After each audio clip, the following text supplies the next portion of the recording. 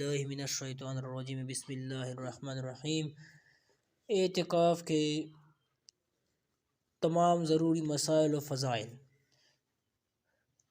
عذرائے کرم بھرپور تیاری کیجیے، امت کو مادہ پرستی سے نکال کر رب کے حضور عبادت کے لیے ریاضت کے لیے تیار کیجیے، اور متعاکفین کو دوران اعتکاف دینی مسائل ضروریہ، تصحیح قرآن مجید و منقول دعاؤں کو یاد کرانے میں اپنا کردار ادا کیجیے۔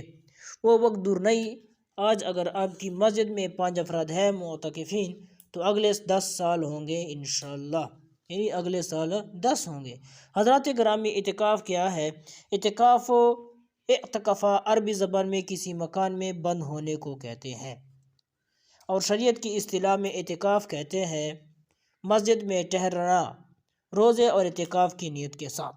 اعتکاف کی قسمیں۔ اعتکاف کی 3 قسمیں ہیں: واجب اعتکاف، سنت مؤکدہ اعتکاف، مستحب اور نفل اعتکاف۔ واجب اعتکاف: اگر کسی نے اعتکاف کی نظر مانی تو وہ اعتکاف واجب ہو گیا۔ اب نظر کی 2 قسمیں ہیں: نظر مطلق، نظر معلق۔ نظر مطلق مثلا اس طرح نظر کرے کہ میں اللہ تعالیٰ کے لیے 10 دن یا 7 دن اعتکاف کروں گا۔ نظر معلق: کوئی یہ شرط لگائے کہ اگر میرا فلاں کام ہو گیا تو میں اللہ تعالیٰ کے لیے 10 دن اعتکاف کروں گا، اسے نظر معلق کہتے ہیں۔ تو اب نظر کی دونوں صورتوں میں اعتکاف واجب ہو گیا۔ اب اس اعتکاف کے ساتھ روزہ بھی لازم ہو گیا، اگرچہ نیت کرے کہ روزہ رکھوں گا۔ اسی وجہ سے فقہاء نے مسئلہ لکھا ہے کہ کوئی شخص رات کے اعتکاف کی نیت کرے تو وہ لغو سمجھے جائے گی، کیونکہ رات روزے کا محل نہیں۔ ہاں، اگر رات دن دونوں کی نیت کرے یا صرف دن کی نیت کرے تو پھر رات ضمن داخل ہو جائے گی، اور رات کو بھی اعتکاف کرنا ضروری ہوگا۔ اب آتے ہیں سنت مؤکدہ۔ سنت مؤکدہ اعتکاف: رمضان کے آخری 10 دن کا اعتکاف سنت مؤکدہ علی الکفایہ ہے، یعنی محلہ یا بستی میں بعض لوگوں کے کر لینے سے سب کے ذمہ سے ادا ہو جاتا ہے، اور اگر کوئی بھی نہ کرے تو سب گنہگار ہوں گے۔ مستحب اور نفل اعتکاف: مستحب اور نفل اعتکاف کے لیے کوئی مقدار اور وقت معین نہیں، تھوڑی دیر کے لیے بھی نفل اعتکاف ہو سکتا ہے۔ جب مسجد میں داخل ہو ساتھ ساتھ اعتکاف کی نیت بھی کر لے تو جب تک مسجد میں رہے گا اعتکاف کا ثواب بھی ملتا رہے گا، یعنی نوایت سنت الاعتکاف۔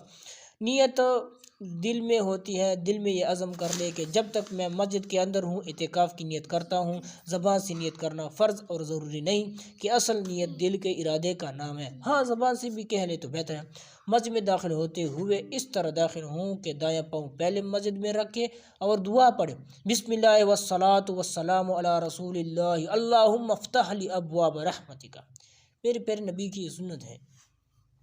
اس کے ساتھ ساتھ اعتکاف کی بھی دعا پڑھ لے: نویت الاعتکاف ما دمت فی ھذا المسجد۔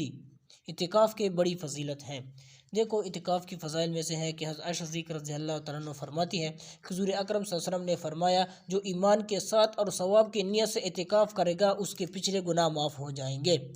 حضرت ابن عباس رضی اللہ تعالیٰ نے فرمایا کہ آپ صلی اللہ علیہ وسلم نے فرمایا کہ اعتکاف کرنے والا ایک تو تمام گناہوں سے محفوظ رہتا ہے، دوسرا اس کے لیے وہ تمام نیکی کرنے والی کی نیکیاں لکھ دی جاتی ہیں جسے وہ اعتکاف کی وجہ سے نہیں کر سکتا۔ حضرت حسین بن علی رضی اللہ تعالیٰ سے روایت ہے کہ آپ صلی اللہ علیہ وسلم نے فرمایا، جو رمضان کے کسی ایک عشرہ کا اعتکاف کرے گا گویا اس نے 2 حج اور 2 عمرے کیے۔ حضرت ابن عباس رضی اللہ عنہ فرماتے ہیں کہ میں نے اس قبر والے یعنی حضور صلی اللہ علیہ وسلم سے سنا کہ جو شخص اپنے بھائی کی کسی کام میں چلے اور کوشش کرے کہ اس کے لیے 10 برس کے اعتکاف سے افضل ہے، اور جو شخص 1 دن کا اعتکاف بھی اللہ تعالیٰ کی رضا کے لیے کرتا ہے تو اللہ تعالیٰ اس کے اور جہنم کے درمیان 3 خندقیں آڑ فرما دیتے ہیں، جن کی مسافت آسمان اور زمین کی درمیانی مسافت سے بھی زیادہ ہے۔ اور حضرت عائشہ بن انس رضی اللہ تعالیٰ عنہ روایت فرماتے ہیں کہ حضور صلی اللہ علیہ وسلم نے فرمایا، جس نے دودھ دوہنے کی مقدار بھی نفل اعتکاف کیا اس نے ایک جان غلام کو آزاد کیا۔ ایک روایت میں یہ ہے کہ جو شخص مغرب سے عشاء تک مسجد جماعت میں اعتکاف کرے اور سوائے نماز کے اور تلاوت قرآن کے اور گفتگو نہ کرے تو اللہ تعالیٰ اس کے لیے جنت میں محل بنا دیں گے۔ حضرت ابو ہریرہ رضی اللہ عنہ فرماتے ہیں کہ حضور صلی اللہ علیہ وسلم نے فرمایا کہ کچھ لوگ مسجد کے کونٹے یعنی میخیں ہوتے ہیں کہ ہر وقت مسجد میں بیٹھے عبادت میں مصروف ہوتے ہیں، ایسے لوگوں کے فرشتے بھی ہم نشین ہوتے ہیں، اگر یہ مسجد سے چلے جاتے ہیں تو فرشتے ان کو تلاش کرتے ہیں، اگر یہ بیمار ہوتے ہیں تو فرشتے ان کی بیمار پرسی کرتے کرتے ہیں، اور اگر ان کو کوئی ضرورت پیش ہوتی ہے تو یہ فرشتے ان کی مدد کرتے ہیں۔ حضرت عطا خراسانی رحمۃ اللہ تعالی فرماتے ہیں کہ معتکف کی مثال اس شخص کی ہے جو اللہ کے در پر آ پڑا ہو اور یہ کہہ رہا ہو کہ اللہ جب تک آپ میری مغفرت نہیں کریں گے میں یہاں سے لوٹ کر نہیں جاؤں گا۔ حدیث میں آتا ہے کہ جو شخص فساد کے زمانے میں میری ایک سنت پر عمل کرے گا اللہ تعالیٰ اس کو 100 شہیدوں کا اجر عطا فرمائیں گے۔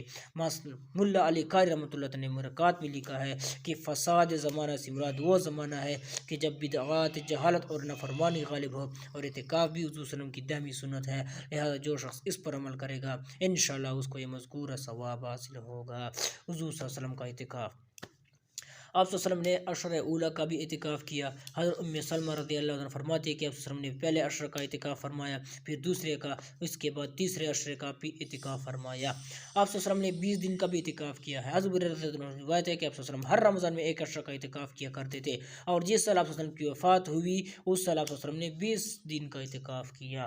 آپ نے پورے مہینے کا بھی اعتکاف کیا ہے۔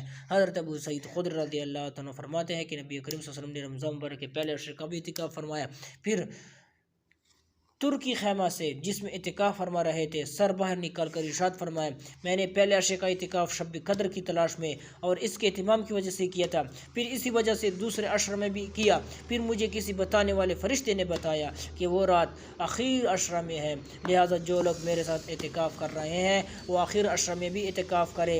میں نے اپنے آپ کو اس رات کی صبح میں کیچڑ میں سجدہ کرتے دیکھا، لہٰذا اب اسے آخر عشرہ کی طاق راتوں میں تلاش کرو۔ راوی کہتے ہیں کہ اس رات بارش ہوئی اور مسجد نبی چپر کی تھی، وہ ٹپکی، اور میں نے اپنی آنکھوں سے حضور کی مبارک پیشانی میں کیچڑ کا اثر 21 کی صبح کو دیکھا، یعنی 21 رمضان کو۔ اگر کسی سال آپ صلی اللہ علیہ وسلم اعتکاف نہ کر سکتے تو حضرت انس رضی اللہ عنہ سے روایت ہے کہ آپ صلی اللہ علیہ وسلم مقیم ہوتے تو رمضان کے عشر اخیرہ کا ضرور اعتکاف فرماتے، اگر مسافر ہوتے تو آئندہ سال 20 دن کا اعتکاف فرماتے۔ فائدہ: حالت اقامت یعنی جب مدینہ منورہ میں قیام فرما ہوتے تب تو اعتکاف کبھی ترک ہی نہ فرماتے، ہاں اگر سفر میں ہوتے جیسے کہ آپ صلی اللہ علیہ وسلم فتح مکہ کے موقع پر رمضان مبارک میں سفر کیا تو اس صورت میں آپ صلی اللہ علیہ وسلم کا اعتکاف چھوٹ جاتا تو آئندہ اس کی تلافی فرماتے اور 20 دن کا اعتکاف فرماتے۔ ازواج مطہرات کا اعتکاف کرنا، ایک موقع پر حضرت عائشہ رضی اللہ تعالیٰ نے اعتکاف کی اجازت چاہی کہ میں بھی اعتکاف کروں، چنانچہ ان کو اجازت مل گئی۔ ان کے لیے مسجد نبی میں ایک قبہ بنا دیا گیا۔ حفصہ نے بھی سنا تو انہوں نے بھی اعتکاف کا ارادہ کیا، ان کے لیے بھی قبہ بنا دیا گیا۔ حضرت زینب رضی اللہ عنہ نے ارادہ کیا تو ان کے لیے دوسرا قبہ بنا دیا گیا۔ حضرت عائشہ رضی اللہ عنہ سے روایت ہے کہ آپ صلی اللہ علیہ وسلم رمضان کے اخیر عشر میں اعتکاف فرمایا کرتے تھے، یہاں تک کہ آپ صلی اللہ علیہ وسلم کی وفات ہو گئی، اس کے بعد آپ صلی اللہ علیہ وسلم کی بیویوں نے اعتکاف کیا۔ حضرت حضور صلی اللہ علیہ وسلم ابوبکر صدیق رضی اللہ عنہ، عمر رضی اللہ عنہ کے دور خلافت کی ابتدا میں عورتیں بھی مسجد میں آ کر نماز پڑھتی تھیں، بعد میں عمر رضی اللہ عنہ نے حالات کی نزاکت کو دیکھتے ہوئے عورتوں کو مسجد میں نماز پڑھنے سے روک دیا۔ اس پر کچھ عورتیں شکایت لے کر حضرت عائشہ رضی اللہ تعالی عنہ کے پاس گئی کہ ہم حضور صلی اللہ علیہ وسلم کے زمانے میں مسجد میں نماز پڑھتی تھی، تو عمر رضی اللہ عنہ کون ہوتے ہیں ہمیں روکنے والے؟ اس پر حضرت عائشہ رضی اللہ عنہ نے جواب دیا کہ اگر آج حضور صلی اللہ علیہ وسلم زندہ ہوتے تو وہ بھی عورتوں کو مسجد میں نماز پڑھنے سے منع فرماتے۔ تو حضور صلی اللہ علیہ وسلم کے زمانہ میں ازواج مطہرات بھی مسجد نبی میں آپ صلی اللہ علیہ وسلم کے ساتھ اعتکاف کرتی تھی اور ان کے الگ الگ خیمے مسجد میں لگا دیے جاتے تھے۔ آج بھی عورتوں کے لیے بھی سنت ہے کہ وہ اعتکاف کریں، مگر ان کے اعتکاف کی جگہ گھر کی مسجد